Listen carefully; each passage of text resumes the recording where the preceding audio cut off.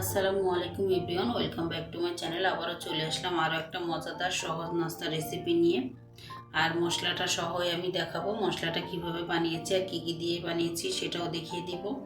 আর দেখুন কতটা সুন্দর আর ক্রিস্পি হয়েছে। তো মূল উপকরণেই চলে যাই।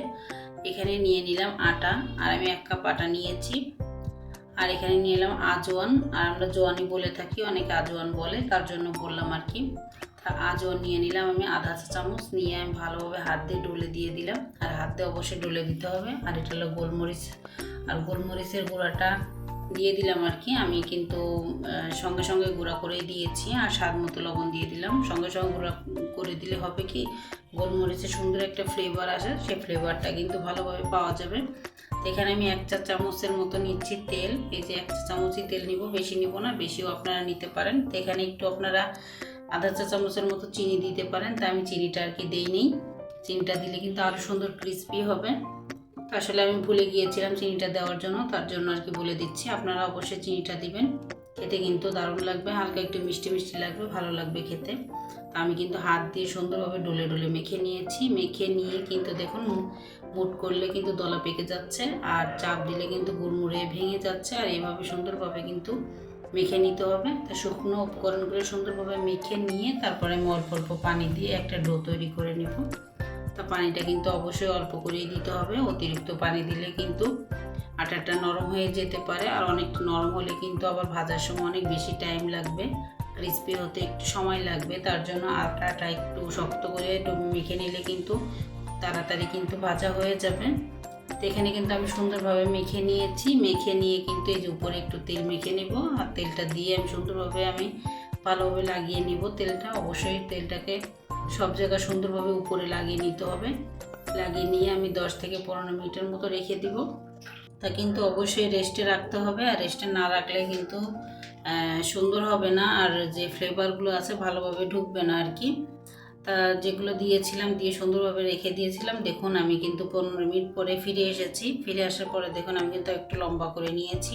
হাত দিয়ে আবার আরেকটু মেখে নিলাম, হালকা করে মেখে নিয়ে আমি এখন ছিঁড়ে নিচ্ছি। তা ছিঁড়ে আমি 4টা করে নিব, আপনারা 5টাও করে নিতে পারেন আপনাদের পছন্দ মতো। তা আমি 4টা করে নিব, 4টা লেচি করে নিব আর কি। লেচিটা করে নিয়ে কিন্তু আবারও কিন্তু আমি হাত দিয়ে ভেঙে ভেঙে একটা গোল লেচি করে নিব আর কি। গোল করে নিচ্ছি, গোল করে নিয়ে রেখে দিব। তাই এভাবে কিন্তু গোল করে সুন্দরভাবে রেখে দিতে হবে। রেখে কিন্তু আরও 5 মিনিটের মতো রাখতে হবে। তা 5 মিনিটের মতো রাখলে কিন্তু এই যে আমি ভেঙে ভেঙে রাখছি, এটাও কিন্তু সুন্দরভাবে সেট হয়ে যাবে। তো এই যে আমি কিন্তু আবারও ঢেকে রেখে দিব। ঢেকে আমি 5 মিনিটের মতো রেখে দিয়েছিলাম। তো 5 মিনিট পরে কিন্তু আবার আমি ফিরে এসেছি। তাই এখন কিন্তু আমি একটা লেচি নিয়ে নেব। এখান থেকে একটা লেচি নিয়ে আমি এই যে একটা পিঁড়ি নিয়ে নিয়েছি, পিঁড়ির ভিতরে একটু আটা নিয়ে নিলাম, আর শুকনো একটু আটা নিয়ে আমি কিন্তু একটা রুটি বেলে নিব। আমি হাত দিয়ে একটু চেপে চেপে নিচ্ছি। হাত দিয়ে একটু চেপে চেপে নিলে কিন্তু রুটিটা বেলতে একটু সুবিধা হয়, তার জন্য।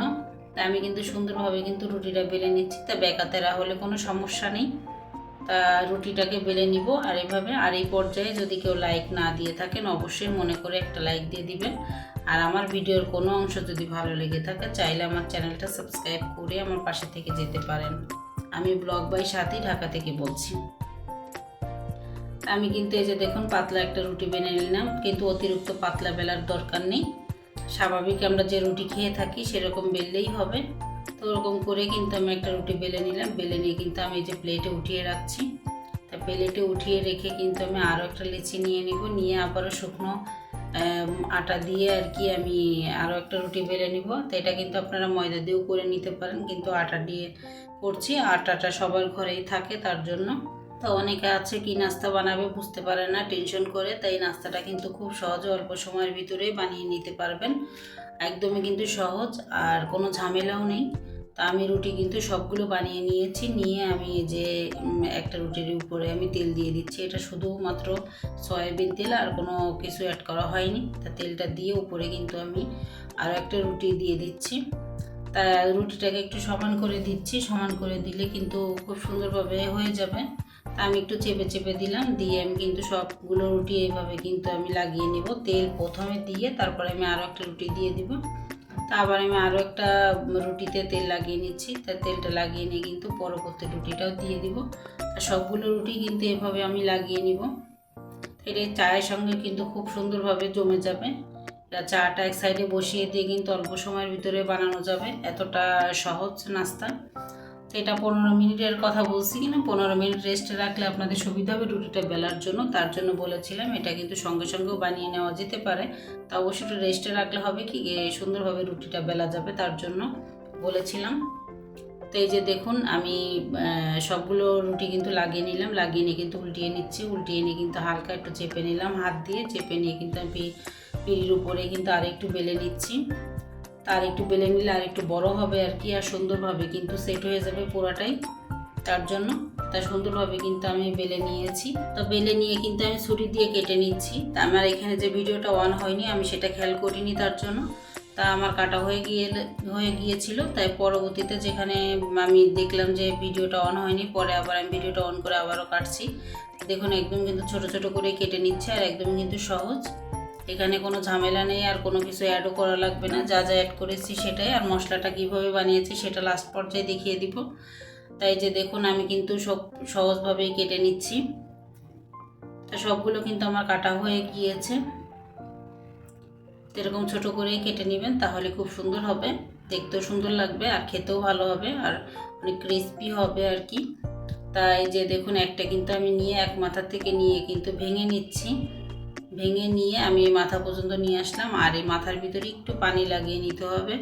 তো মাথার ভিতরে একটু পানি না লাগিয়ে নিলে কিন্তু উঠে যাওয়ার সম্ভাবনা আছে, একদমই খুলে যাবে তেলের ভিতর দেওয়ার সঙ্গে সঙ্গে। তো মাথার ভিতরে পানিটা লাগিয়ে নিয়ে কিন্তু আবারও কিন্তু আমি আঙুলের মাথা দিয়ে একটু ডলে নিলাম, যাতে খুব সুন্দরভাবে সেট হয়ে যায়, আর মাথাটা যাতে খুলে না যায় তার জন্য। আমি কিন্তু আরও একটা আপনাদের মাঝে দেখিয়ে দিচ্ছি, আর কতটা সহজ দেখুন, একদমই কিন্তু সহজ বানানো। আবারও কিন্তু আমি পানি দিয়ে কিন্তু লাগিয়ে নিলাম, লাগিয়ে নিয়ে কিন্তু আবারও আমি আঙ্গুল দিয়ে একটু চেপে চেপে সেট করে নিব। তো এইভাবে কিন্তু আমি অফ ক্যামেরায় সবগুলো বানিয়ে নিব। তো সবগুলো বানানো হয়ে গিয়েছে, দেখুন কতগুলো নাস্তা হয়েছে। আমি কিন্তু একটা প্যানের ভিতর তেল বসিয়ে দিয়েছিলাম, তা তেলটা সুন্দরভাবে গরম হয়েছে, তা অতিরিক্ত গরম না, দেখেই বুঝতে পারতেছেন হালকা গরম হয়েছে। তা আমি একটা একটা করে কিন্তু সবগুলো ছেড়ে দিচ্ছি। তো সবগুলো কিন্তু আমি একটা একটা করে ছেড়ে দিলাম। তো একটা একটা করে দেওয়া হয়ে গিয়েছে, এখন কিন্তু এক সাইডটা অনেকটাই হয়ে গিয়েছে, আর এক সাইডটা কিন্তু আমি উল্টিয়ে দিচ্ছি। তো এভাবে উল্টিয়ে পাল্টিয়ে যতক্ষণ পর্যন্ত কালার না আসবে ততক্ষণ পর্যন্ত ভেজে নিব। তা আমার পছন্দ মতো কালার আসলে কিন্তু আমি নামিয়ে নিব। তো একদমই কিন্তু কম আছে, একদম জালটা কমিয়ে দিয়ে কিন্তু ভাজতে হবে, না হলে কিন্তু উপরে কালার চলে আসবে আর ভিতরে কিন্তু কাঁচা কাঁচা থেকে যাবে। তো অবশ্যই কিন্তু জালটা কমিয়ে দিয়ে ভেজে নিতে হবে। তো জালটা কমিয়ে দিয়ে আমি ভেজে নিয়ে দেখুন খুব সুন্দর একটা কালার এসেছে, এখন আমি নামিয়ে নিচ্ছি। তা সবগুলো আমি একবারে উঠিয়ে নিব। তা দেখুন মাশাআল্লাহ কত সুন্দর লাগছে দেখতে, আর খেতে কিন্তু দুর্দান্ত হয়েছিল, আমার বাচ্চারা কিন্তু অনেক পছন্দ করেছে। তা সবগুলো উঠিয়ে নিচ্ছি, আর উঠিয়ে নিয়ে আমি এখানে যে মশলাটা বানাবো সে মশলাটা বানানো আপনাদের মাঝে দেখাবো। তো এখানে নিয়ে নিলাম আমি মরিচের গুঁড়া, নিয়ে নিলাম একটু লবণ, আধা চা চামচ করে নিচ্ছি, আর ধনিয়ার গুঁড়াটা একটু কমিয়ে নিয়েছি।